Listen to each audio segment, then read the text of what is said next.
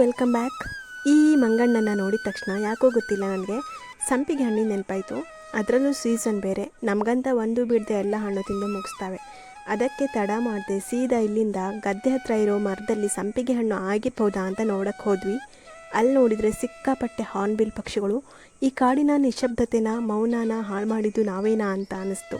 ಪಾಪ ಅವುಗಳು ಕೂಡ ಕತ್ಲಾಗೋದಕ್ಕೂ ಮೊದಲು ಎಷ್ಟಾಗುತ್ತೋ ಅಷ್ಟು ತಿಂದು ಗೂಡು ಸೇರಿಕೊಳ್ಳೋ ಯೋಜನೆ ನಮ್ಮಿಂದ ಹಾಳಾಯ್ತೇನೋ. ನಾನು ಒಂಟೆ ಹಾರ್ನ್ಬಿಲ್ಲನ್ನು ನೋಡಿದ್ದೇನೆ, ಆದರೆ ಮೊದಲ ಬಾರಿ ಈ ಹಾರ್ನ್ಬಿಲ್ ಪಕ್ಷಿಗಳ ಗುಂಪನ್ನು ನೋಡಿದ್ದು. ಖುಷಿ, ಸಂತೋಷ, ಬೇಜಾರು ಎಲ್ಲ ಒಟ್ಟೊಟ್ಟಿಗೆ ಆಯಿತು. ನಾನು ಈ ಪಕ್ಷಿಗಳನ್ನು ನೋಡ್ತಾ ನಿಂತಿದ್ದೆ. ಇವುಗಳ ಗುಂಪನ್ನು ನೋಡಿ ಖುಷಿಯಿಂದ ಕೂಗಾಡಿದೆ. ಆದರೆ ನನ್ನ ಖುಷಿ ಅವರು ಅಲ್ಲಿಂದ ಹಾರು ಹೋಗೋದಕ್ಕೆ ಕಾರಣ ಆಯಿತು. ನನ್ನ ಜೊತೆ ವರ್ಷಾ ಗೌರಿ ಇಬ್ಬರು ಬಂದಿದ್ದರು. ನಾನು ಪಕ್ಷಿಗಳನ್ನು ನೋಡಿ ಕೂಗ್ತಾಯಿದ್ರೆ ಅವರು ಮರದಲ್ಲಿರೋ ಸಂಪಿಗೆ ಹಣ್ಣನ್ನು ನೋಡಿ ಕೂಗ್ತಾಯಿದ್ರು.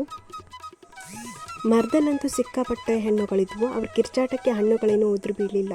ಈ ಮರ ನೋಡಿದರೆ ಮಂಗಗಳ ಕಣ್ ತಪ್ಪಿಸಿ ಹಣ್ಣುಗಳು ನಮ್ಮ ದಾರಿನೇ ಕಾಯ್ತಾ ಇದ್ವೇನೋ.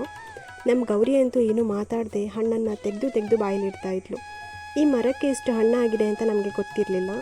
ಖಾಲಿ ಕೈಯಲ್ಲಿ ಬಂದಿದ್ವಿ. ವರ್ಷ ಮತ್ತೆ ಮನೆಗೆ ಹೋಗಿ ಕವರ್ ತೊಗೊಂಡು ಬಂದು, ಇಷ್ಟು ದಿನ ಯಾರ ಕಣ್ಣಿಗೂ ಕಾಣದೆ ಈ ಮರ ಕಣ್ಮರೆ ಆಗಿದ್ದು ಹೇಗೆ ಅಂತ ಗೊತ್ತಾಗಿಲ್ಲ. ಅಟ್ಲೀಸ್ಟ್ ಮಂಗಗಳಿಗಾದರೂ ಗೊತ್ತಾಗಬೇಕಿತ್ತು, ಅಥವಾ ನಮ್ಮ ಹಾಗೆ ಯಾರೂ ಇದಕ್ಕೂ ಮೊದಲು ಬರಲೇ ಇಲ್ವೇನೋ. ಹಣ್ಣುಗಳು ಈ ಮರದಲ್ಲಿ ಉಳಿಯೋದಕ್ಕೆ ಅದೇ ಕಾರಣನಾ ಅಂತ ಅನಿಸ್ತು. ನಾವು ಪೂರ್ತಿ ಕೆಂಪಾಗಿರೋ ಹಣ್ಣನ್ನು ಮಾತ್ರ ತೆಗೆದ್ವಿ, ಆದರೆ ಹಣ್ಣು ಮಾತ್ರ ಸಿಕ್ಕಾಪಟ್ಟೆ ಹುಳಿ ಇತ್ತು.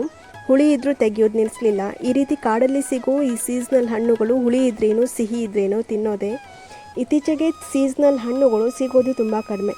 ತುಂಬ ವಿಧವಾದ ಹಣ್ಣುಗಳು ಮೊದಲು ಸಿಗ್ತಾ ಇದ್ವಂತೆ. ಒಂದು ಕಾಲದಲ್ಲಿ ಇದೇ ರೀತಿ ಕಾಡಲ್ಲಿ ಸಿಗೋ ಹಣ್ಣನ್ನು ತಿಂದು ಹೊಟ್ಟೆ ತುಂಬಿಸ್ಕೊಳ್ತಾ ಇದ್ರು, ಆದರೆ ಇವಾಗೆಲ್ಲ ಹಾಗಿಲ್ಲ. ನೆಲ್ಲಿಕಾಯಿನ ಉಪ್ಪಲ್ಲಿ ಹಾಕಿ ಇಡೋ ಹಾಗೆ ಸಂಪಿಗೆ ಹಣ್ಣನ್ನು ಇಡ್ತಾರಂತೆ, ಆದರೆ ನಮಗೆ ಹಾಗೆ ತಿಂದು ರೂಢಿ ಇಲ್ಲ. ವರ್ಷ ಕವರ್ ತರೋದಕ್ಕೆ ಮನೆಗೆ ಹೋಗಿದ್ಲು. ಗೌರಿ ಹಣ್ಣನ್ನು ತೆಗೆದು ಒಂದು ಬಾಯಿಗೆ ಹಾಕಿದ್ಲು, ಇನ್ನೊಂದು ನನ್ನ ಅಂಗಿಲಿ ರಾಶಿ ಹಾಕಿದ್ಲು. ಆಲ್ಮೋಸ್ಟ್ ಗೌರಿನೇ ಎಲ್ಲ ತೆಗೆದಿದ್ದಾಳೆ. ಕೆಳಗಡೆ ಸ್ವಲ್ಪ ಇಳಿಜಾರಿದೆ, ನಿಧಾನಕ್ಕೆ ತೆಗೆದ್ವಿ.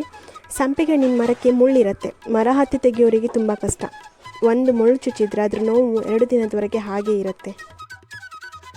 ಗೌರಿಗೆ ಡಬಲ್ ಖುಷಿ, ಯಾಕಂದರೆ ಒಂದು ಹಣ್ಣು ತಿನ್ನೋಕೆ ಸಿಕ್ತು, ಇನ್ನೊಂದು ಹಣ್ಣುಗಳು ಕೆಳಗಡೆನೇ ಇದ್ವು ಅವಳು ಕೈಗೆ ಸಿಗೋ ಥರ. ಅವಳು ತಿನ್ನೋದಕ್ಕಿಂತ ಜಾಸ್ತಿ ತೆಗೆಯೋದ್ರಲ್ಲಿ ಖುಷಿ ಪಟ್ಟಿದ್ದಾಳೆ. ನಮ್ಮ ಧ್ವನಿ ಕೇಳಿ ಯಾರ್ದು ಹಸು ಕೂಡ ಇಲ್ಲಿಗೆ ಬಂದಿತ್ತು. ಹಾರ್ನ್ಬಿಲ್ ಪಕ್ಷಿಗಳ ಬಗ್ಗೆ ಹೇಳೋದಾದರೆ, ಈ ಪಕ್ಷಿಗಳು ಕಾಡು ಬೆಳೆಯೋದಕ್ಕೆ ತುಂಬ ಸಹಾಯ ಮಾಡ್ತವೆ. ಹೇಗೆ ಅಂದರೆ, ಇವುಗಳು ತಿಂದ ಹಣ್ಣು ಅಥವಾ ಆಹಾರದಿಂದ ಪಸರಿಕೆ ಜಾಸ್ತಿ ಆಗುತ್ತೆ. ಕಾಡಲ್ಲಿ ನಾವು ಅಥವಾ ಯಾರೋ ಹೋಗಿ ಗಿಡ ನೆಟ್ಟು ಬರಲ್ಲ. ಕಾಡಿನ ಬೆಳವಣಿಗೆ ಮತ್ತು ಸಂರಕ್ಷಣೆಗೆ ಈ ಪಕ್ಷಿಗಳ ಪಾತ್ರ ತುಂಬ ಇದೆ. ಹಾಗಾಗಿ ಫಾರೆಸ್ಟ್ ಡಿಪಾರ್ಟ್ಮೆಂಟ್ನವರು ಈ ಪಕ್ಷಿಗಳಿಗೆ ಸ್ವಲ್ಪ ಜಾಸ್ತಿನೇ ಗೌರವ ಕೊಡ್ತಾರೆ. ಅಂದರೆ ಈ ಪಕ್ಷಿಗಳನ್ನು ಜಾಸ್ತಿ ಬೆಳೆಸೋ ಪ್ರಯತ್ನ ಯಾವಾಗಲೂ ಮಾಡ್ತಾರೆ. ಕಾಡು ನಮ್ಮಿಂದ ಅಲ್ಲ, ಇದೇ ಪ್ರಾಣಿ ಪಕ್ಷಿಗಳಿಂದ ರಕ್ಷಣೆ ಆಗ್ತಾ ಇದೆ. ಕುರಿ ಮೇಯಿಸೋರು ಹೋಗ್ತಾ ಇದ್ರು, ಅವರಿಗೂ ಕೇಳಿದ್ವಿ ಇಲ್ಲಿ ಮರ ನೋಡಿದ್ರಾ ಅಂತ. ಅವ್ರು ಹೇಳಿದರು ಇಷ್ಟು ದಿನ ಆದರೂ ಕಣ್ಣಿಗೆ ಬೀಳಲೇ ಇಲ್ವಲ್ಲ ಅಂತ. ನಾವೇ ಲಕ್ಕಿ ಅನ್ನಿಸ್ತು. ಆರಾಮಾಗಿ ನಿಂತ್ಕೊಂಡು ಹಣ್ಣು ತೆಗೆದು ಹಣ್ಣು ತಿಂದು ಬಂದ್ವಿ.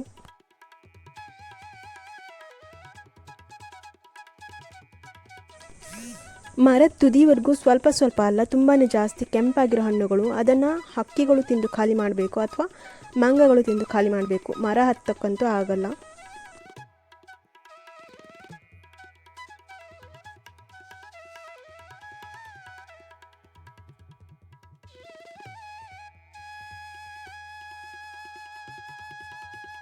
ನಾವು ಸಾಕು ಅಂತ ಒಂದು ಕವರ್ ಫುಲ್ ತುಂಬಿದ್ವಿ.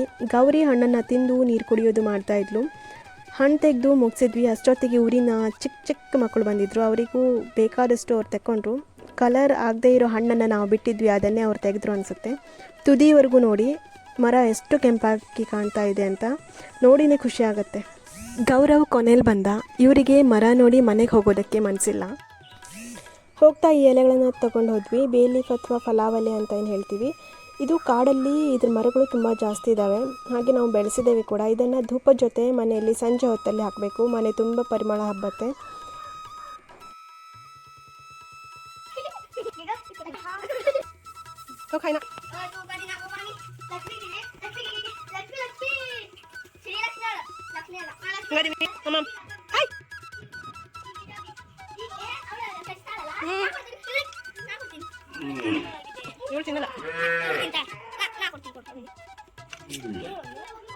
ಚುಕ್ಕಿ ತಿನ್ನಲ್ಲ.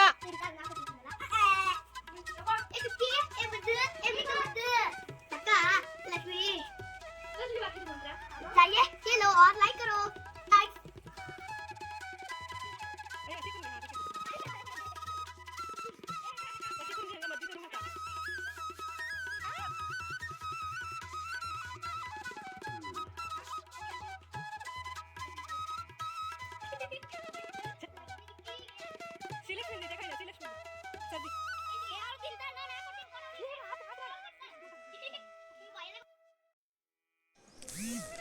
ಮನೆಗೆ ಬಂದು ಹಣ್ಣನ್ನು ಎಲ್ರಿಗೂ ಕೊಟ್ವಿ.